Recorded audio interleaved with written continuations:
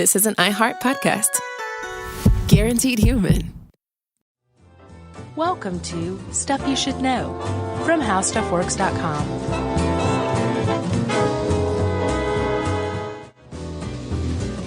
Hey, and welcome to the podcast. I'm Josh Clark. There's Charles W. Greeny Boy, Chuck Bryant. And Jerry. Yeah. Back in his house. Yep. No more guest producing. No. That was a rough week. Sure was. But she's back. Yeah. Hey, Jerry. Did you hear that, everybody? Probably not. Chuck. Yes. Jerry. Have you guys ever heard how much manure a horse produces in a day? I'm glad you went with this. Never really occurred to me. Go ahead. 25 pounds. 25 pounds of manure. Did you do the math? Because I did. Well, you come with that in a second, okay? So, just go back with me a little bit, Chuck, to the time when Daniel Day-Lewis was walking around New York with a meat cleaver, overacting a little bit, in my opinion. It's the late 19th century, and the horse is the preferred mode of transportation for everything. Sure. From the most humble delivery cart to the greatest ambulance to, people who like to ride horses, Three Musketeers, that kind of thing. Everybody had a horse. To the limo to the airport. Wherever. So, there were about 200,000 horses in New York City in use in 1895, right? Yeah. Multiply that times 25 pounds of poop a day.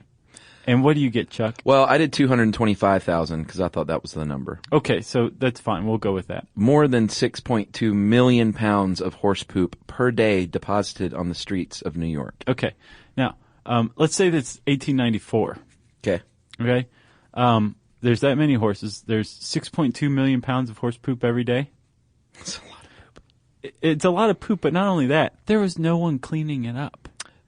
It was not enough people cleaning it up, let's say that for sure. It was just left there, basically, in a lot of cases, to basically be ground into the cobblestone. And, it makes you think, I'll bet there's a substantial layer of horse manure under the streets of New York that make up, that initial stratum of earth. They call that the pooposphere. I think. Oh wait, that would be in outer space. No, because the lithosphere is is it? part Okay. of, yes, so you were dead on. Thank you. The pooposphere. 1895, things changed a little bit. The New York institutes a Department of Health and a group of, basically an army of cleaning guys, very much like the garbage man that Homer Simpson envisions in the Garbage Commissioner episode. I can't remember which one it is. Yeah. The Loveday episode is what it is. Okay. These guys, they're called White Wings. They are deployed to clean up the streets of New York, and they do a heck of a job. Yeah. And possibly the fact of the episode, if I may take it. Please. This is where the term cleanliness is next to godliness is coined. Pretty cool. The New York Department of Health slogan in 1895.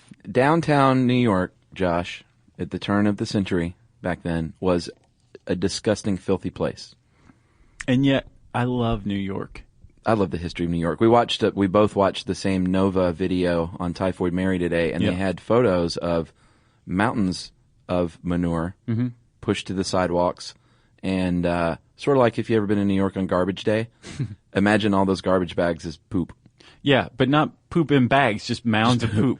And they were dead animal carcasses. Did you see that one shot? Probably. It was like these boys playing in the street with just a dead horse right in the middle of their little stickball diamond. Yeah. I guess he was home base or something. Yeah. And it was just a foul, disgusting, unclean, unsanitary place, which, like you said, led to the formation of the Department of Sanitation. Right. So the Thank Department of Sanitation was imbued with a lot of clout from the get-go. Problem. Yeah.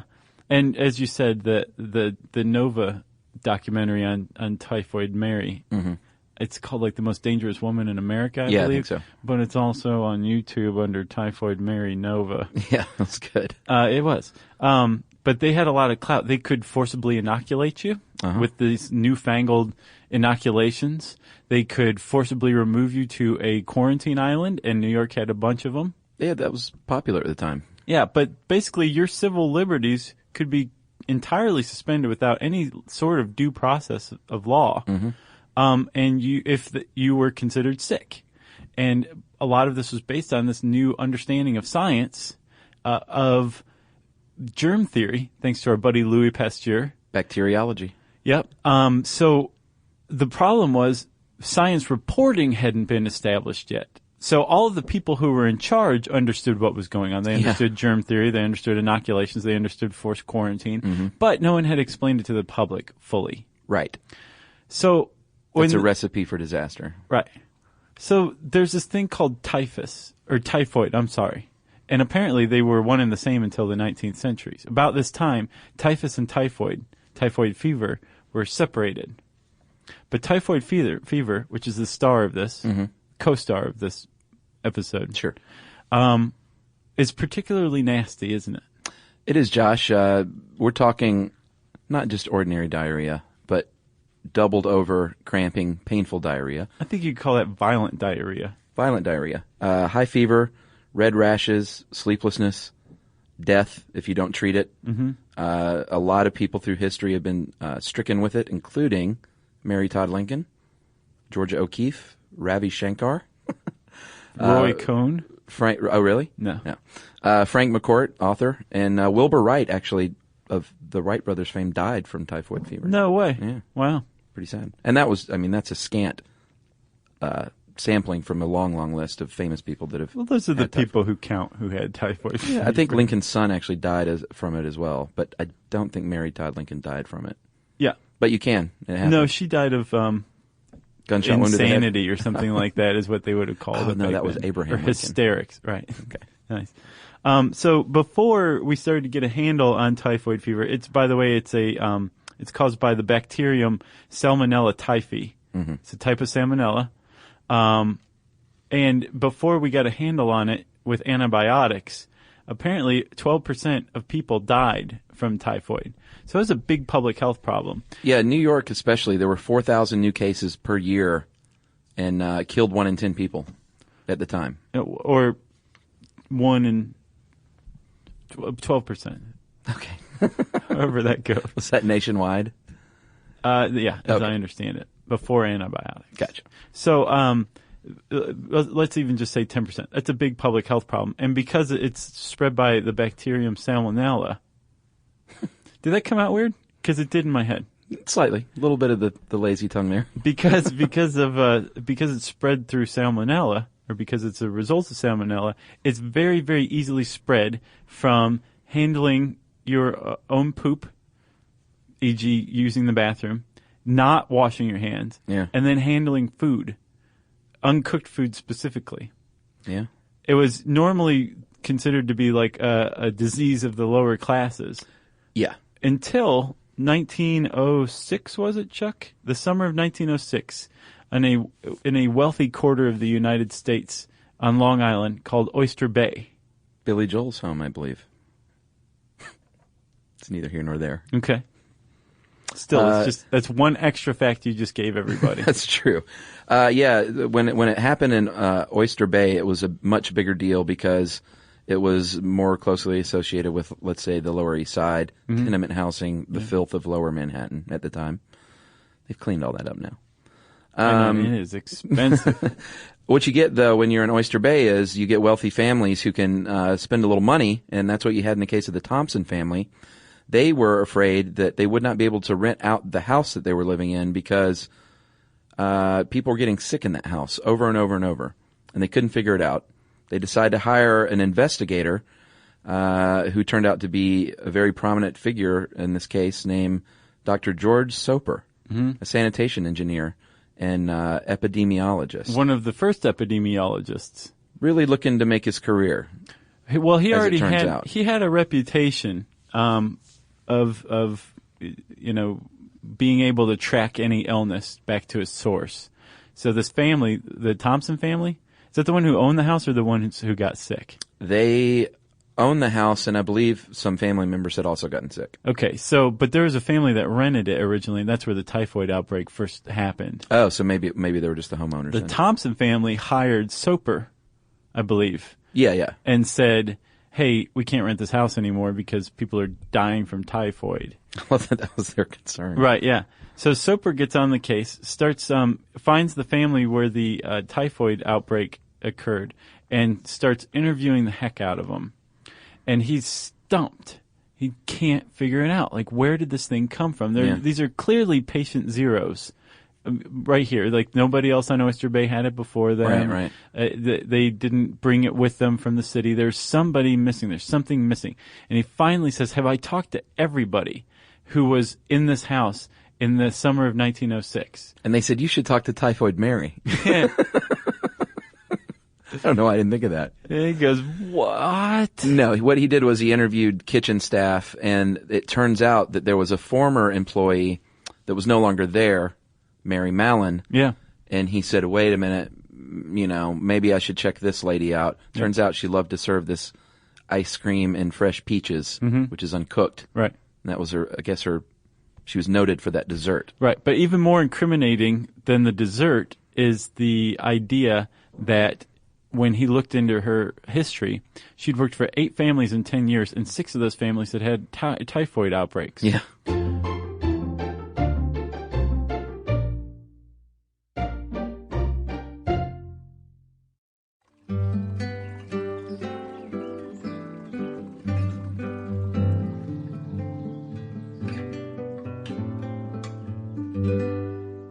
So he began to think that there was something special about Mary Mallon, and that she was what's called a healthy carrier, meaning, and I'm just going to paraphrase this awesome way the Nova doc put it, right?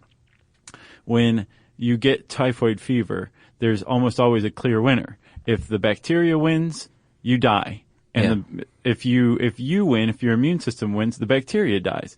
But there's sometimes where there's a stalemate where your immune system continues to function and you live, and the bacteria continues to live in your system, which means you're healthy, but you're also extremely contagious. Yeah. And that's what Soper came to believe Mary Mallon was. So she actually had typhoid fever, but her immune system was able to suppress all of it. Right. Except the killing of all the bacteria part. Right. So pretty cool. Soper, or not cool, but interesting because this is brand new. Yeah, and this guy's time. on the cutting edge of this kind of thinking. Yeah, and he knew, like, potentially she could be the face of bacteriology. The first bacteriology lab had just set up in New York City, and it was a burgeoning, not industry, but science. So he was like, man, this is really going to put me on the map if I can prove this, at least. So he didn't have any training in science reporting either, though, did he? He didn't have training in people skills, evidently, either. He goes to her and he's like, I finally found you. I believe you're infected with typhoid, so I need samples of your stool, your urine, and your blood. By the way, my name is George Soper. Good to meet you. Yeah, and she's like, oh, no, you're not. Yeah, so it's about this time that Mary Mallon... Well, who is she? We should describe who she is, at least. Oh, go ahead, Chuck. Mary Mallon was Irish. Right. She, Irish, came over as a teenager by herself. Mm-hmm. She was born in the poorest county in Ireland. And Ireland at that time, especially in the poorest county, not a great place to be. No. Also dirty, also lots of death and dying and filth and disease. And she was born in 1869, so I think that's on the heels of the potato famine, if not still in the middle of it. So she comes over as a teenager, lives with her aunt and her uncle who pass away, and then is basically on her own in New York. And by all accounts, as a result of how she grew up and then to being on her own in New York, she was very, very tough and fiery. And independent and resourceful. Like, had it been anyone else, this might not have gone down like this. No, huh? They picked, literally, not picked, but as it turns out, it sounds like she was the toughest, most obstinate, stubborn, fiery woman in New York City. Right. But she was also good at what she did. She worked her way up in the domestic servant classes to the pinnacle of it. A cook in that era in the domestic, in domestic service. And sort of manager of the kitchen staff. Well, not just that, almost the whole house, basically. All of the servants, the cook was pretty much at the top, maybe tied with the butler depending on the house. But she was a cook for all these these families, and not just, families that could afford to cook, but like very wealthy families. So she was doing really well for herself. herself. She was good at her job, but she took no guff from any man. And when Soper came and told her that he wanted her feces, she chased him off with a carving fork, supposedly. That's how Soper reported it. Yeah. And, we'll get into her specifics later, and she got a real bad rap. But at the time, there was, like you said, there was no understanding on the public's behalf of this. This whole healthy carrier is not even proven yet. So, I mean, what is she supposed to do? Just say, like, sure, I'll go with you, stranger. Right. Take my poop. Right. And put me in a quarantine. Yeah. So she fought it like she probably had every right to. Right. Most initially. people, though, wouldn't normally, brandish a fork, a carving fork on somebody. But, again, it's lost to history whether she really did do that or not. It's a good story. So Soper takes off, and he's not one to let his career just kind of slip through his fingers. And he goes to the New York Commissioner of Health. Herman Biggs. So Biggs was the first one, and he was the one who was like, oh, by the way, we can come into your house and forcibly inoculate you and your children if we want, and we will do that too if we think that it's in the interest of the public health. So Biggs was very sympathetic to Soper's description of the story of this crazy Irish woman who was just patient zero in more than one outbreak. And basically needed to be dealt with. Yeah. So he ordered one of his caseworkers, a few cops, and an ambulance out to where Mary lived, a tenement. Yeah, Josephine Baker was the inspector, and not the dancer. No, but she apparently was a pretty tough lady as well. Oh yeah, she started her own rainbow family. Oh really? Yeah. Oh, and we should also point out one of the reasons that Malin was so upset initially was that she got the feeling they were essentially calling her dirty and unsanitary. Right, yeah. Because he explained to her, like, oh, you go poop, and then you get poop on your hands, and you handle peaches that you feed people. And so she was she was upset that they felt like they were picking on her cleanliness. Right. Which, she's of course, she's going going to to be be just offended. a dirty Irish immigrant or something. Yeah, exactly. Like they were, dirty drunks and causing problems, and that was just the stereotype at the time. And she wasn't like that, she said. Right. So, Soper goes to Biggs. Biggs orders some people out. They use their power and grab Mary. Well, she hides out in the house for a while, though. Okay. Like, it took 3 hours to find her. Well, when they finally did, Yeah. apparently it took either 3 or 4 cops to drag her to the ambulance. And then the female caseworker sat on her for the whole ride to this hospital, this quarantine hospital, Yeah. where she was kept for a while. And like you said, it just happened to work out that the person who was Typhoid Mary was this very stubborn, obstinate, self-assertive woman from Ireland. And she came about at a time where there was a big question about public health. Like, where do an individual's civil rights and the greater public good begin? That's still going on. It still is, but she forced this conversation into the national spotlight starting Absolutely. about now. Yeah. So they keep her, they test her. They're like, you need to poop into this bag right now. Yeah. And she did. And they tested it and they said, well, this thing's lousy with typhoid. They Right. called her stool a factory for typhoid. Yeah.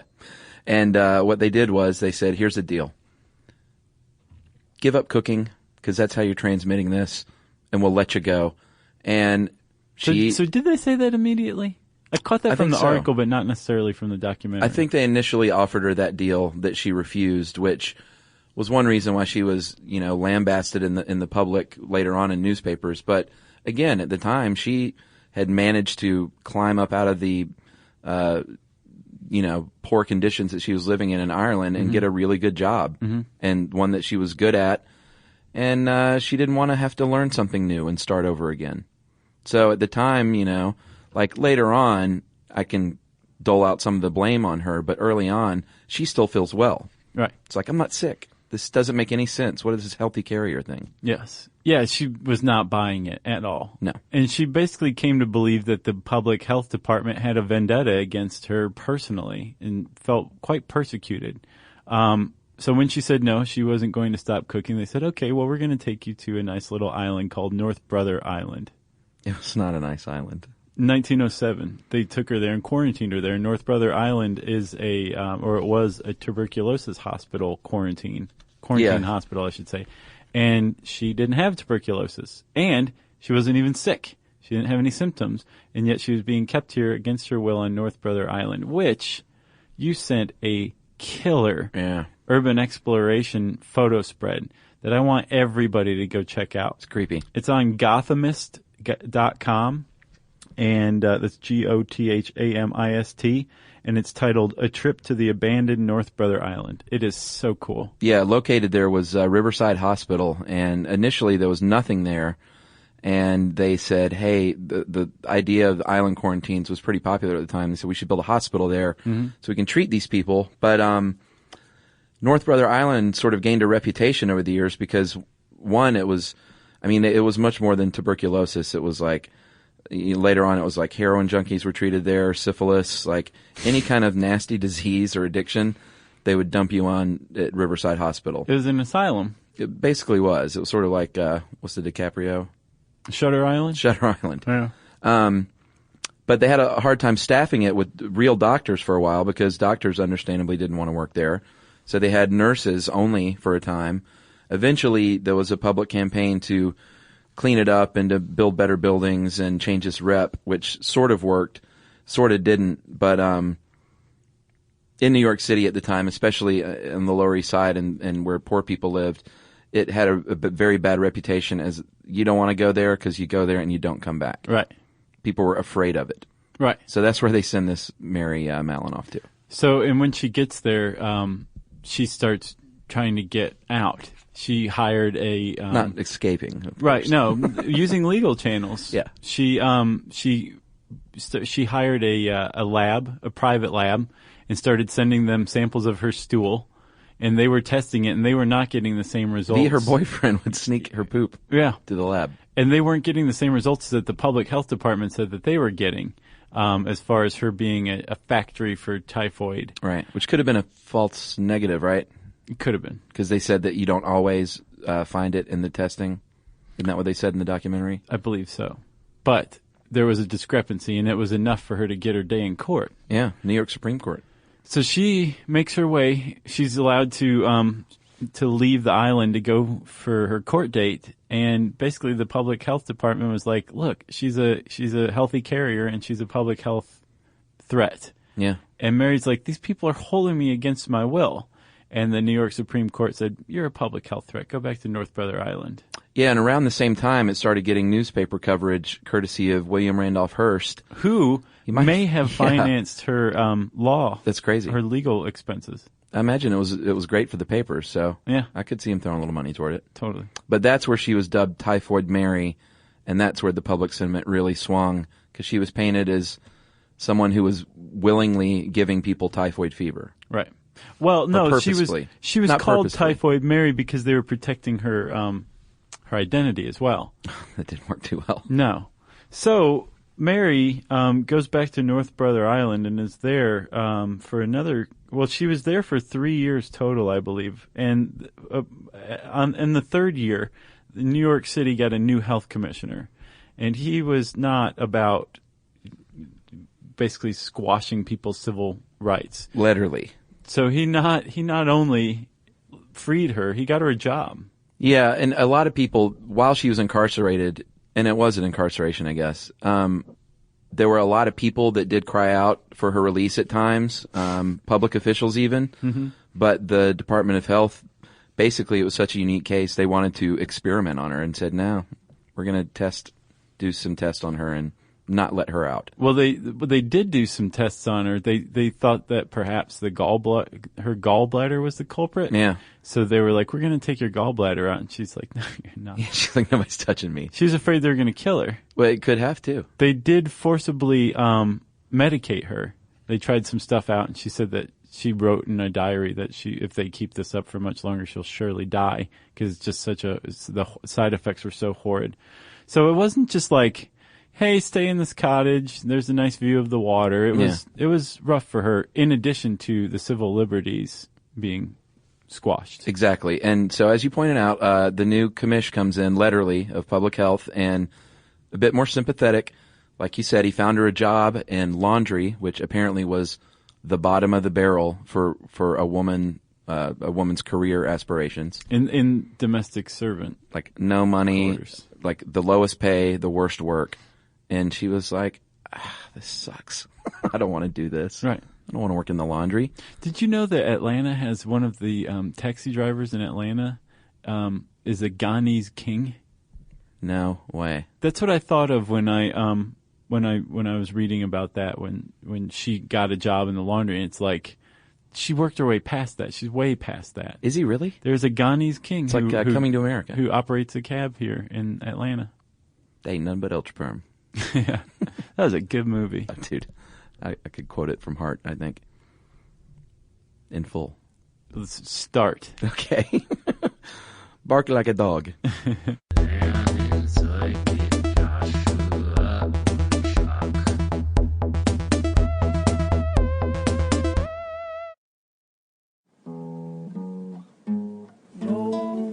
Stuff you should know. Stuff you should know. All right, so back to Mary. Where are we here? She's just been released, or he offered her the job, right? Yeah, and she's out, and she's making after 3 contact. years. Yeah, but she's making contact with the health department. They're like, we need to be able to keep up with you and make sure we know what you're doing and everything. And then they're like, we know where she is, we know what she's doing, we talk to her every day, and okay, we lost her. Yeah, we don't know where she is anymore. Yeah, it's pretty cool at the time. You could disappear. Yeah. And if you don't leave a forwarding address, it's like, oh, well, yeah, no Google searching going on there. You could disappear into the folds of Daniel Day-Lewis's overacting. So a few years after this, Josh, after they had lost her, Dr. Soper's brought in again to investigate another typhoid outbreak at the upscale hospital, Sloan Hospital. And I think it was a baby birthing hospital at the time. Yeah. Maternity hospital? Yep. And what they discovered was Mary was cooking in the kitchen at the hospital. Yeah, under an assumed name. 25 doctors and nurses were sick, and I believe 2 of them died. And they said, you're in big trouble this time. Yeah, but not only did they discover it, was Soper himself was called into the case. This is like Les Miserables. And exactly, it is very much like that. And he comes to the hospital, and he recognizes Mary by sight as one of the cooking staff, and is like, "You were kidding me." She's whipping up her ice cream and peaches. And just stops mid-stroke, like, she's got poop on her hands. This is awkward. So, this time she goes willingly. She knows that it's over. It's done. She still doesn't believe that she is a carrier or the problem, but she knows that they think she is, and that she's broken some sort of horrendous law somehow. It was kind of sad at that point, from the way it was described in the documentary. She was just sort of like, all the fight of this fiery woman was gone. And she was just like, I just can't fight this anymore. Take me. And part of it also, I imagine, was public opinion turned against her. Like you said, the first time she was incarcerated at North Brother Island, there was a lot of public outcry. This time, there's a lot of public outcry, but it was against her because she had willfully and knowingly gone back into cooking and had gotten more people sick. Yeah. I think 50-something cases were attributed to her and 3 deaths. Yeah, I think 49 to 52 is what I read. And we got to say, like, I'm defending her in a lot of ways, but they gave her a few pretty good deals along the way that she did not take, which was A, to give up cooking, B, I think at one point they said, why don't you just move to Connecticut with your sister? And she's like, I don't have a sister. And they're like, sure you do, Jane. Yeah.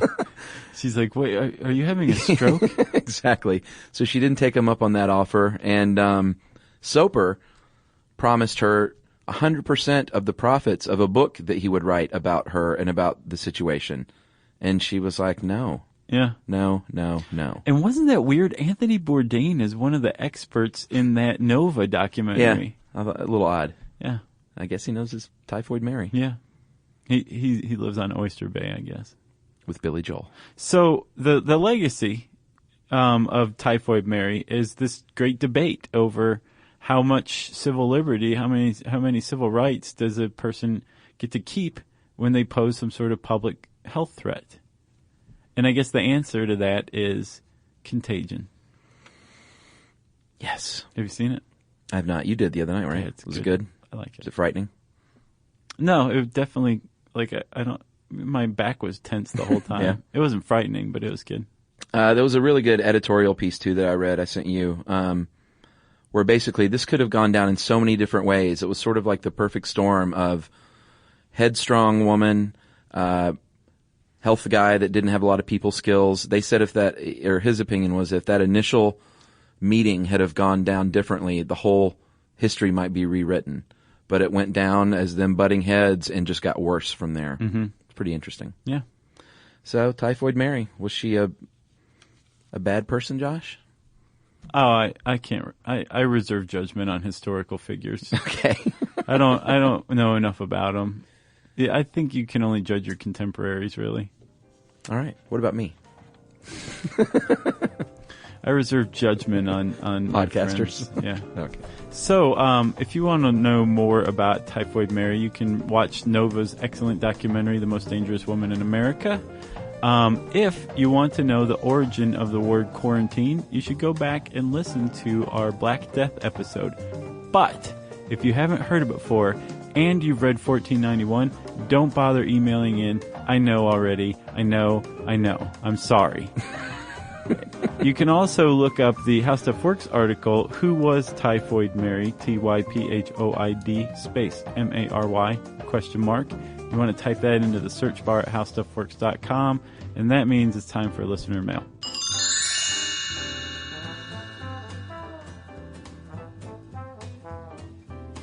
They should do a good movie about that.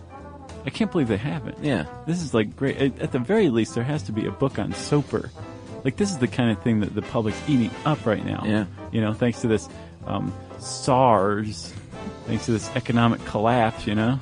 The SARS guard. Did you ever see that Saturday Night Live skit? Uh-uh. It was during the SARS outbreak, and SARS guard, the actor, what's his name? Peter Sarsgaard. He was on there pitching. It was like a little infomercial, and he's pitching the SARS guard. Awesome.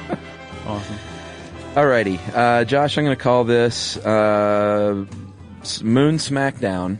The nicest moon Smackdown we got. All right. Because we got a lot of them, and this guy was actually really Let's get this over with. kind about it. Guys, love the podcast. I listen as I ride my bike to and from work past the Golden Gate Bridge in San Francisco. On my way to the moon. Learning interesting facts makes my day a little better. However, I had to send a note about a couple of mistakes in the Moon podcast. You got the current theories about the formation of the moon and how it affects Earth's precession right, as far as I know. And those are really the hardest things to understand. Thank so well you. done. Yeah. But you did perpetuate a few myths. Number 1, the moon doesn't rotate and is dragged along by the Earth. Well, sort of.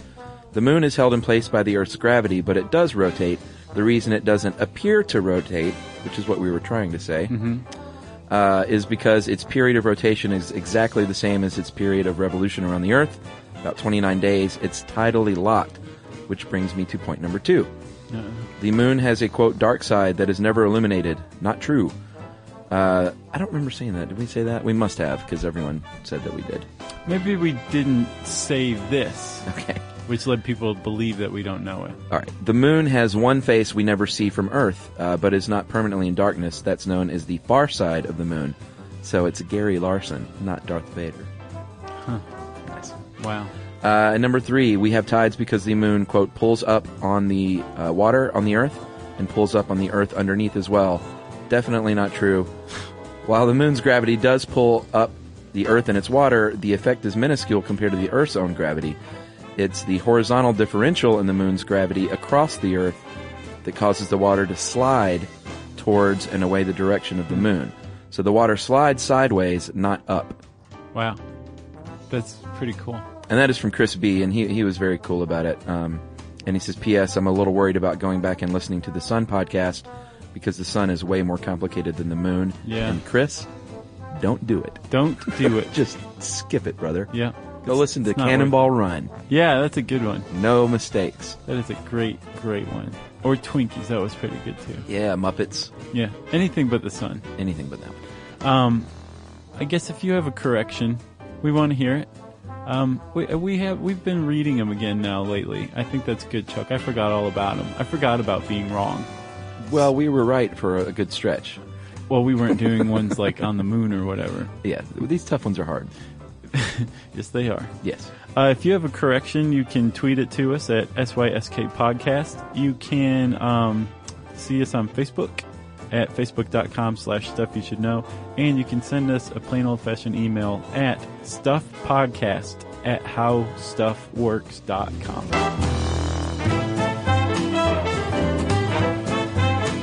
For more on this and thousands of other topics, visit howstuffworks.com.